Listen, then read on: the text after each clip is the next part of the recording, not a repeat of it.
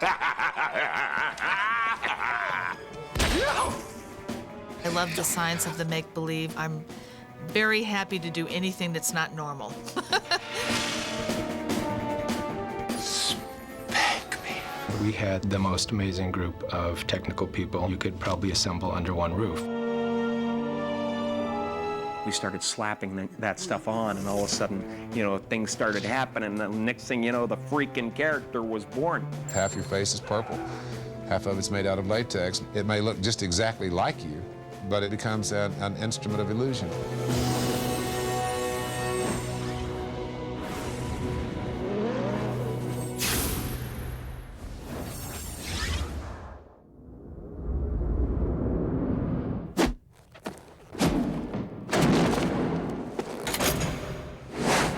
I think Joel wanted these films to be lighthearted and more like the comic book and very colorful and very upbeat and very broad, which was a totally different approach than Tim had. I think what the studio was looking for was something maybe a bit more, almost like MTV-like in a way, if that makes sense to you.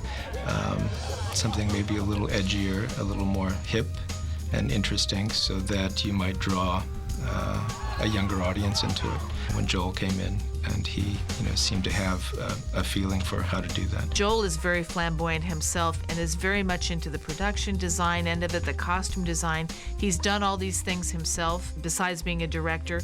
So he's really in tune with all the artistic flair of a film. So he's a really good director to work with in that he allows you to get crazy and do wild things and be, just off the wall.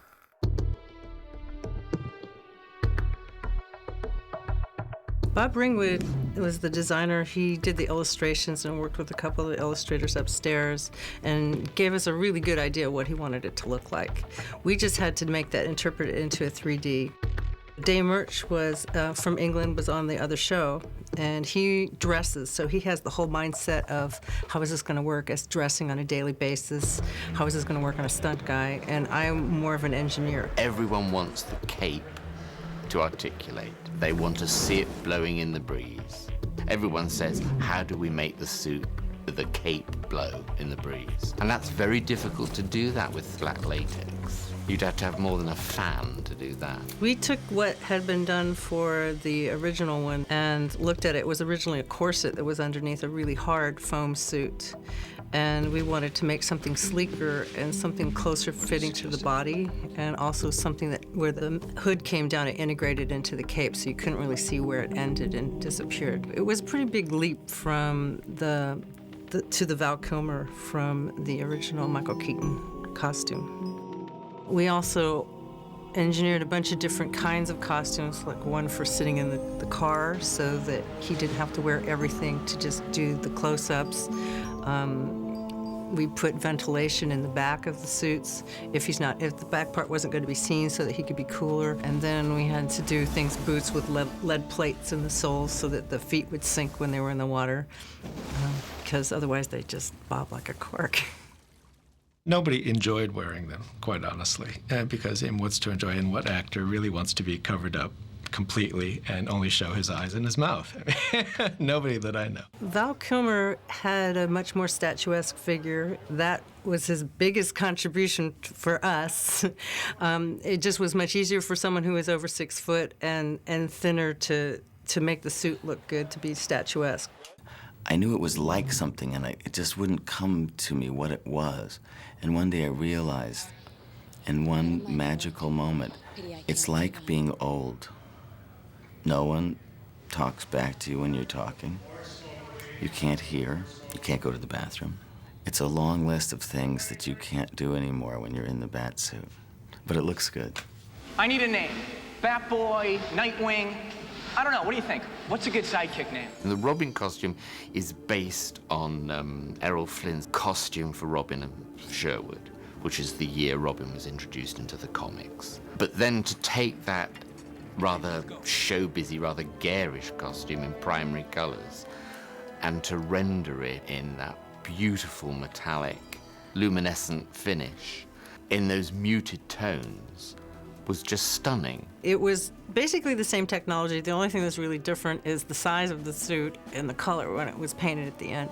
So it went through the same track, through the same people, through the same hands. It was just, you know, on different body forms. Joel really wanted the Robin character to be a heartthrob for the young teenage girls, obviously. So Chris was not really used to being kind of like as edgy as we wanted to make him. So, I mean, I had him get his ear pierced, so he wore an earring, because we didn't want to put a phony one on him because it just looked too cheesy. You know, I had him with a little bit of, you know, dark eye makeup on, and we gave him that really cute, you know, edgy little haircut. And I think he came off really cute, and I think he was quite a heartthrob, you know, with his black leather jacket and the whole, you know, shebang. Let me try. Let me try. Balls, Phil. Climb up the fist. Reach way back. Reach way back. Search yourself. Ow!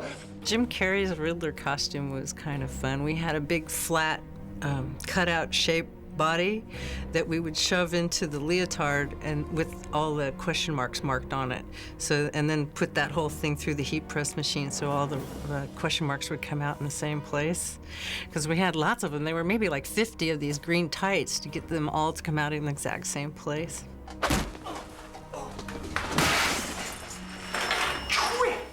I went through at least 100 canes. You know, just snapping them in two, breaking them over my shoulder, breaking them on my elbow. And I just walked around with it for ages, breaking cabinets and taking chunks out of the ceiling and just everywhere. You know, and they're heavy. They're monster things. I mean, it's like a shillelagh. Jim Carrey's character went through quite a transition during the film, and his makeup, Cheryl Patak, did a wonderful job of designing all these different looks for him as he transformed.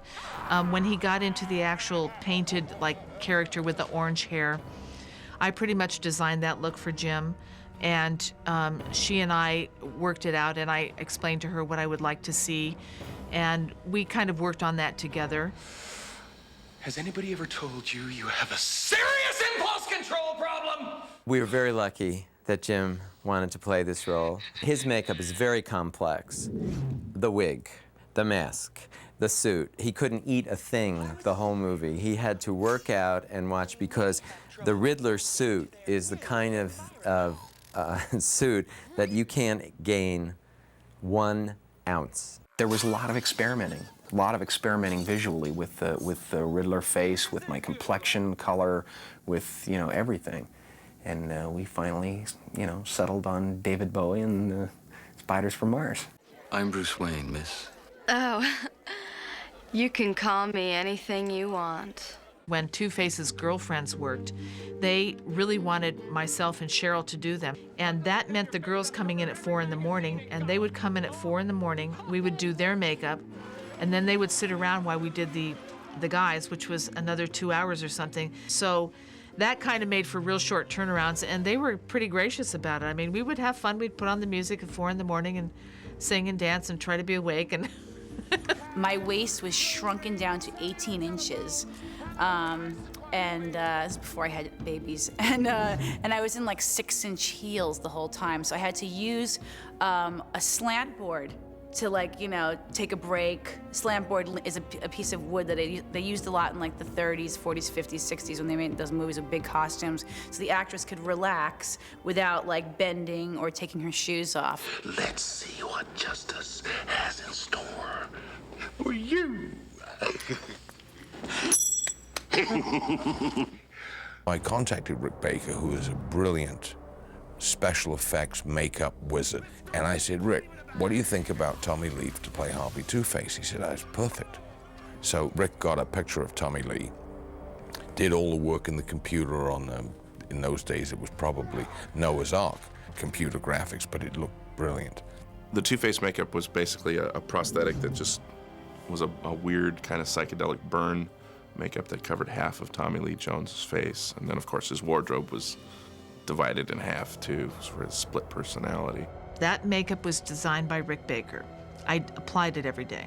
You know, Rick brought the makeup to me. It showed me how it was going to be. We did a little tweaking in it, simply because when we first see Harvey's Two-Face character, he's shot in a lot of red light, so he kind of just disappeared. We built this makeup job, and we did it little building block by building block by building block. The novelty was meant to be experienced by the audience, not by me.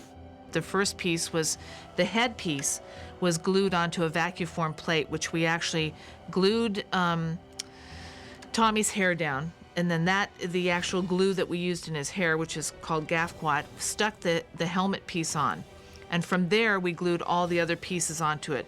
I think there was 5 pieces. The part of Harvey Two-Face started out taking 4 hours for makeup, and we smoothed the process out over time that ultimately wound up taking about 2 hours.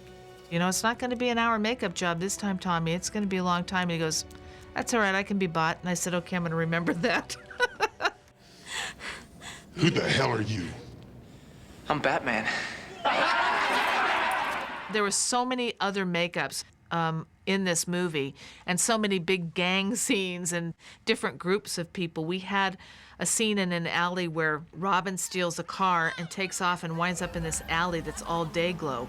Well, all the characters that come out of these walls and the rooms and the windows and down the things all had to be done in these really wild day glow paint makeups. Well, a lot of the stuff didn't show up unless it was in black light, like the alley was lit. So what we did was we had black lights installed in the makeup trailer, and we would turn them on and off so we could read the makeups to see what we were doing. So that was kind of a fun and new thing that I had never done before, and I don't know that anybody else working on the film had ever done it either.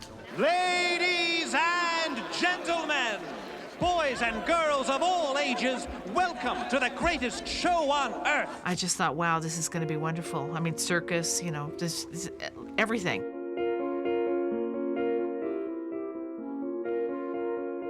Guys in full body makeup, gold drummers, and we had to develop all these different types of body makeup so that they wouldn't get sick because they were painted from head to toe, and people were having problems because they were covered in gold dust, and we had a lot of crazy things going on. We had so many people working to get all those characters ready, all the clowns and the drummers and my gosh, I don't even remember all the characters we had, but we were quite busy for that circus scene.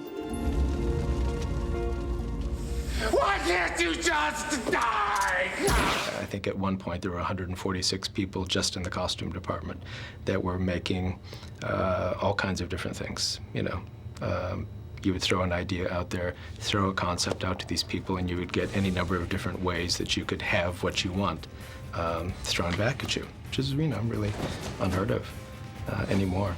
Bob Ringwood is the best designer to work for. He is incredibly creative.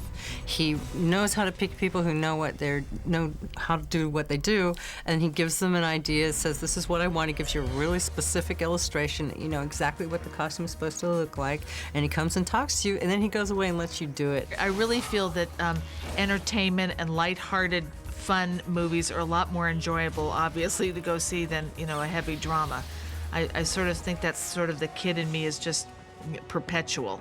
My mother used to always say to me, my poor baby thinks every day is Halloween, and I think she was right, because it seems like almost every film I do involves doing something make-believe, which that's not bad.